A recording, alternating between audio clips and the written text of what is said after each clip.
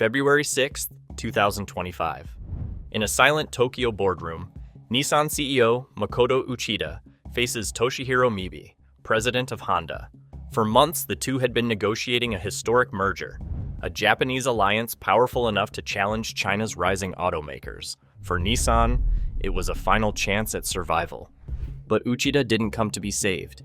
He came to refuse. Calmly, he closes the folder in front of him and says, "Nissan will withdraw from the talks." The room falls still. The deal is dead. Within hours, markets react. Honda expresses disappointment, Renault is blindsided, and just 1 month later, Uchida resigns. A single decision, driven by pride, may have doomed Nissan forever. How did it come to this? Tokyo, 1997. The air was heavy with anxiety. The Asian financial crisis had swept across the region like a slow-moving storm, and Japan's proud automakers were caught in its path. For Nissan, the pain was existential. Factories stood half-empty. Rows of unsold cars glimmered under fluorescent lights, collecting dust instead of revenue. Its debt had swollen past $32 billion, and its market share, the pride of post-war Japanese engineering, was collapsing month after month. Inside the Yokohama headquarters, executives spoke in whispers. The company that once symbolized Japan's industrial rise was now the poster child for corporate decline. Internal reports described paralysis. Managers were terrified to act. Rival Toyota had deeper pockets. Honda had agility. Nissan had debt and denial. Then, in 1999, salvation arrived from an unlikely source, France. Renault, a company once mocked by Japan's business elite, offered to buy a controlling stake, 36.8%, in exchange for a chance to rebuild Nissan from within. The board hesitated. The offer felt humiliating, but there was no alternative. Bankruptcy loomed within months. And with that deal came a man who would change everything. Carlos Ghosn, half Lebanese, half Brazilian, educated in Paris. He didn't fit the Japanese mold. He was direct, unsparing, and utterly unafraid. The press called him Le Coast Killer. Inside Nissan, he was simply the outsider. When he first toured the factories, he didn't smile. He walked the quiet assembly lines like a surgeon studying a patient before amputation. The silence was deafening. Only the hum of idle machines and the shuffle of nervous managers. Weeks later, Ghosn unveiled his plan. It was brutal. 5 plants would close. 21,000 workers, almost 1 in 7, would be laid off. Entire departments were dissolved overnight. Consulting firms, vendor contracts, even internal divisions slashed. He didn't hide behind committees or corporate language. At a press conference, he declared, "If any of our goals are not reached within 1 year, I will resign." It was the kind of ultimatum unheard of in Japan's consensus-driven corporate culture, but it worked. The shock galvanized the company. Managers who had grown numb to caution suddenly moved with urgency. By the end of 2000, Nissan was unrecognizable. Debt had fallen sharply. Costs were down. Productivity was up. That year, the company posted a $2.7 billion profit, a stunning reversal from a $6.4 billion loss just 12 months earlier. Tokyo's business papers hailed it as the miracle of Ghosn. Workers cheered his name. Newspapers dubbed him a corporate samurai, the foreigner who did what no Japanese executive dared to do. Ghosn, for his part, smiled only slightly. "Discipline," he said, "is not cruelty. It's survival." Under his watch, Nissan didn't just recover, it reinvented itself. A symbol of humility and resilience had turned into a story of audacity and genius. But in every story of salvation lies a seed of downfall. Nissan had found its savior. Yet in saving the company, Carlos Ghosn also planted its greatest weakness, dependence on one man's ego. By 2005, Carlos Ghosn had become something no one in the corporate world had ever been before. The CEO of 2 Fortune Global 500 companies at once. Renault in France, Nissan in Japan. One man, commanding two empires separated by continents, languages, and cultures. To some, he was a visionary. To others, a ticking time bomb. From the outside, it looked like triumph. Ghosn had not only rescued Nissan, but turned it into a global powerhouse. The once fragile automaker was now profitable, confident, and expanding. He talked about efficiency, synergy, and scale, words that became gospel in the boardrooms of both Paris and Tokyo. Under his leadership, the Renault-Nissan alliance became one of the largest automotive groups in the world. But Ghosn wasn't done building. In 2016, he acquired a 34% stake in Mitsubishi Motors, folding it into the alliance. 3 companies, one unified command. The Renault-Nissan Mitsubishi alliance was born. Combined, they produced more vehicles than Ford and General Motors. It was the ultimate industrial machine, a multinational ecosystem designed to challenge Toyota and Volkswagen for global dominance. Inside Nissan, the mood was electric. Executives hailed the alliance as the future of mobility, a seamless network of research, design, and production that would conquer the next frontier, electric vehicles. Ghosn called it the alliance of the 21st century. He promised bold innovation, longer-range EVs, autonomous driving, new markets across Asia and South America. The media adored him. Business schools wrote case studies about his genius. But beneath the spreadsheets and headlines, the cracks were forming. Japanese managers quietly resented French oversight. Renault executives whispered that Nissan's profits were propping up the alliance. Even within Nissan's ranks, loyalty to Ghosn began to split. Half worshipped him, half feared him. His success had created a shadow government inside the company where every major decision flowed through one man's ambition. And ambition can curdle into arrogance. By 2018, the first rumors surfaced. Whispers of secret payments, unexplained real estate purchases, questions about Ghosn's salary and lifestyle. For years, he had been the symbol of precision and accountability. But now, the numbers didn't add up. Japanese prosecutors moved quietly, gathering evidence. When they struck, they did it with cinematic precision. On November 19, 2018, Carlos Ghosn was arrested after stepping off his private jet at Tokyo's Haneda Airport. The charges? Underreporting tens of millions in income and misusing company assets for personal gain, from luxury homes to lavish parties. The empire he built now turned against him. What followed was chaos.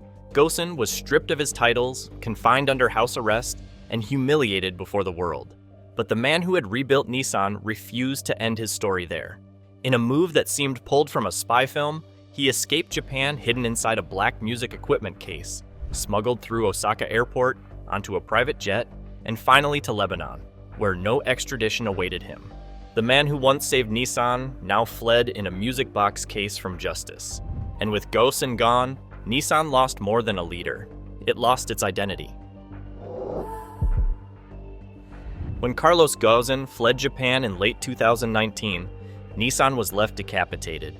In a live stream from Nissan's Yokohama headquarters, Uchida stood before a camera in a plain black suit. Behind him, a massive LED screen pulsed with 3 words: rationalize, focus, reinvent. His tone was calm, measured, almost clinical. Our goal, he said, is steady, profitable growth, without chasing volume. The plan was ruthless in its precision. Global production capacity would be cut by 20%. Entire assembly plants would close. 15% of Nissan's model lineup would be retired. Slow sellers, redundant crossovers, anything that distracted from core strengths. The new strategy favored discipline over ambition. For a company built on expansion, it felt like amputation. But for the first time in years, the bleeding slowed. Uchida's second pillar was technology. Nissan would double down on electric vehicles, hoping to capture the market Ghosn had once dreamed of conquering. 12 new EVs were scheduled to roll out within 3 years, sleeker, smarter, and more efficient. Behind the scenes, engineers raced to streamline battery design and reduce costs. It wasn't glamorous work, but it was progress.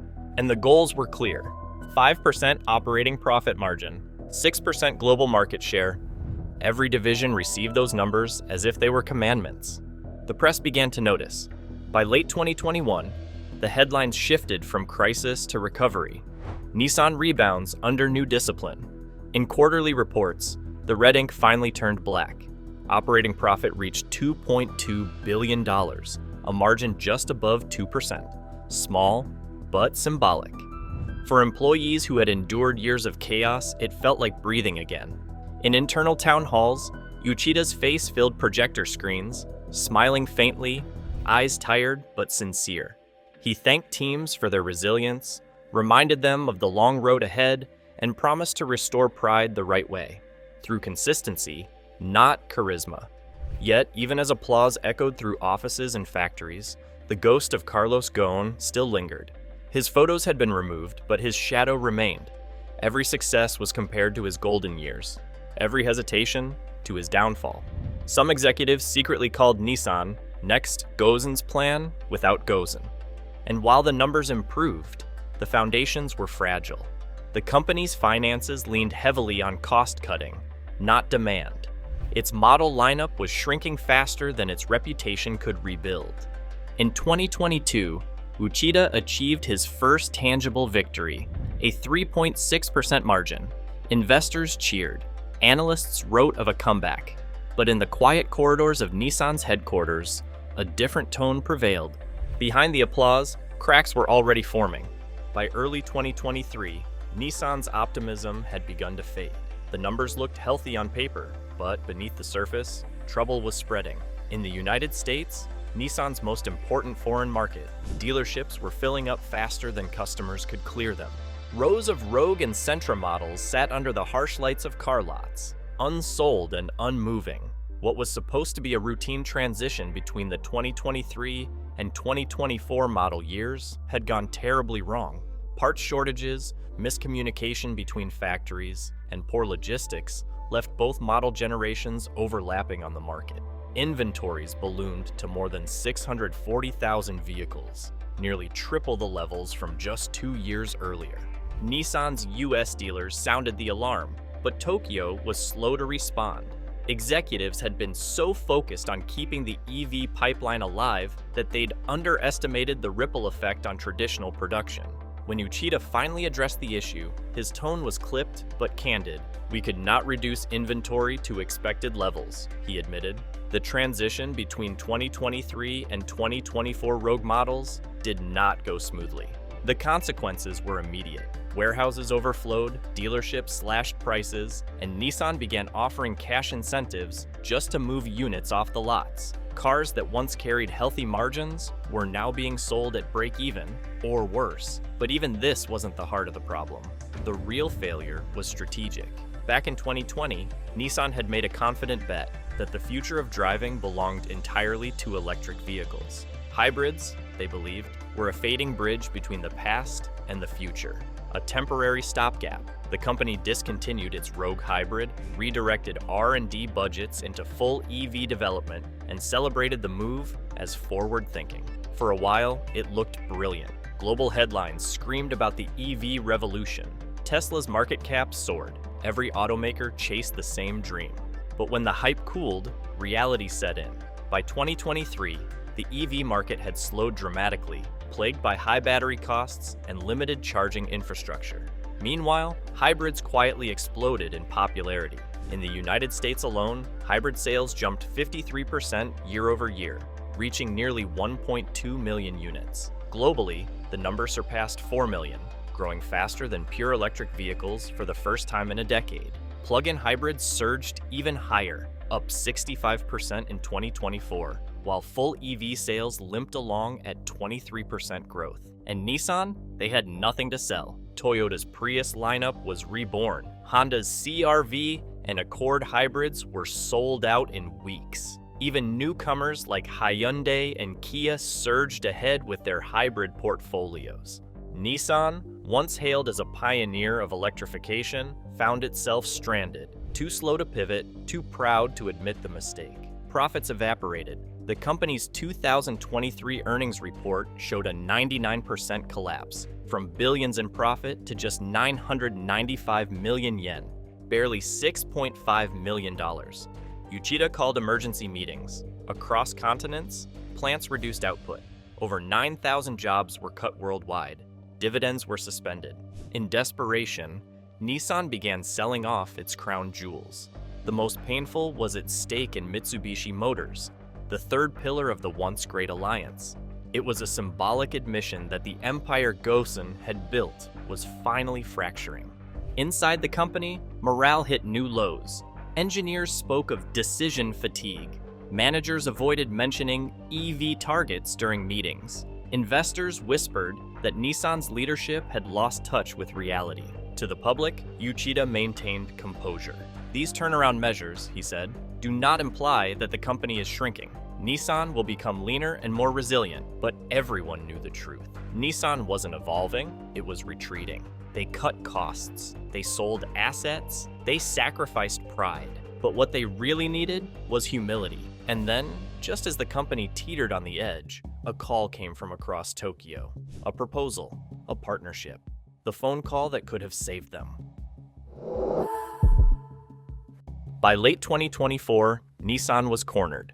Its EV gamble had failed, its profits had vanished, and its pride, once its most valuable asset, had turned into a weight, dragging it down.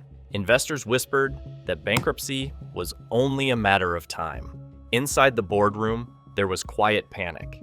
And then came an unexpected offer, one that could have rewritten Nissan's fate. The proposal came from Honda, Japan's second-largest automaker, and one of the few still thriving amid the EV chaos. Its CEO, Toshihiro Mibe, had a vision, a Japanese super company capable of rivaling global giants like Volkswagen, Toyota, and especially China's rising EV titans, BYD, NEO, and Geely. Honda had the resources, Nissan had the scale. Together, they could become the world's third-largest auto group.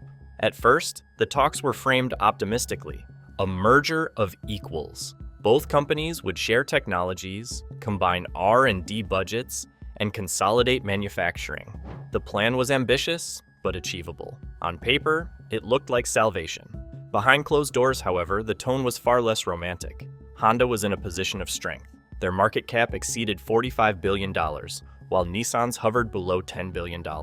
Sales, margins, and brand perception all favored Honda. When the first round of talks began, insiders from both sides quickly saw the imbalance. According to leaks later shared with the Nikkei, Honda's negotiators wanted control, not partnership. The revised structure would make Nissan a subsidiary, not an equal party. Honda would oversee cost-cutting, restructure production, and, most controversially, shut down several Nissan plants deemed redundant or inefficient. That final point became the breaking line. Many of the targeted factories were located in politically sensitive regions, hometowns where Nissan had operated for generations, employing thousands. Closing them wasn't just an economic decision, it was a cultural betrayal. Uchida refused. Nissan's legacy is built by its workers, he told the board. We cannot trade that away. But Honda's patience thinned. Executives began describing Nissan internally as slow, bureaucratic, even unrealistic. To Honda's management, this wasn't pride. It was denial. They believed Nissan had lost the right to negotiate from strength. Weeks dragged into months. The optimism faded into bitterness. And then, in January 2025, Honda revised the deal once more. Nissan would no longer hold equal voting rights. The merger of equals had become a takeover. On February 6, 2025, the two CEOs met privately in Tokyo. The air was still, the stakes immeasurable. Toshihiro Mibe presented the final terms, outlining a future where Nissan would live, but under Honda's shadow. Uchida listened in silence, his face unreadable. When the presentation ended, he closed the folder, placed his hands on the table, and said quietly, "We will not accept those terms." There was no argument, no raised voice, just silence, deep and devastating. The meeting ended in minutes. By evening, news broke that Nissan had withdrawn from the merger. The reaction was instant. Honda issued a measured but disappointed statement. Renault, Nissan's longtime partner, was furious. Analysts called it corporate suicide. Within 48 hours, Nissan's stock price collapsed 80%, falling below $3 per share. Industry observers couldn't believe it. One analyst wrote, "Honda has logic on its side. Nissan has only pride." For Uchida, though, it wasn't just business. It was identity. For Honda, it was strategy. For Nissan, it was the end. A month later, Makoto Uchida resigned as CEO. He left the building the same way he had entered 5 years earlier, quietly, politely, without spectacle.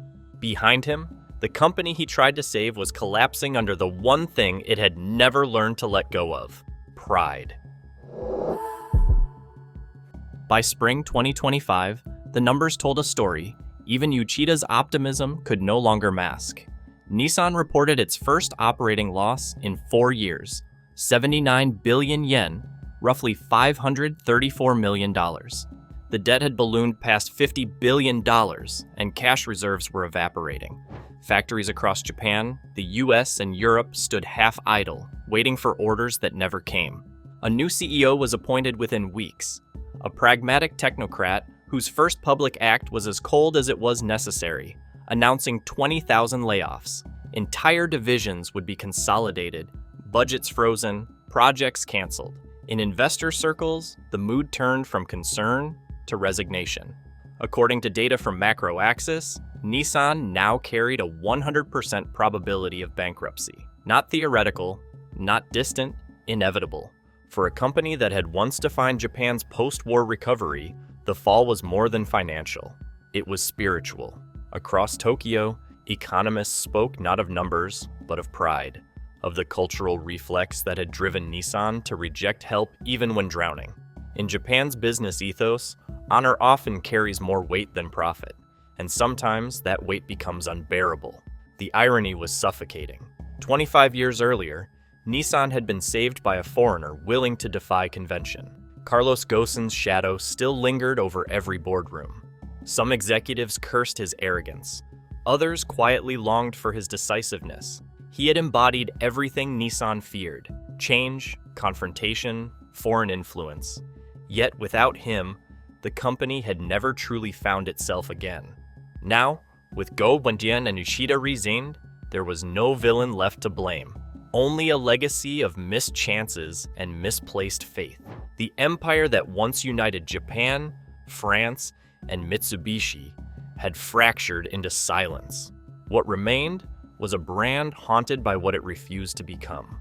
As one analyst wrote in the Japan Times, Nissan's tragedy is not that it failed to innovate, but that it failed to surrender. In the end, Nissan didn't die from competition or debt. It died from pride, the kind that mistakes dignity for denial. For years, Nissan had tried to control its own narrative, to convince the world it was still in command. But markets don't honor pride, they honor survival. And sometimes, the companies that fall hardest aren't the weakest. They're the ones that refuse to bend, to see how another automaker pushed pride too far and paid the price. Watch our next story, the $62 billion mistake that brought Jeep to its knees.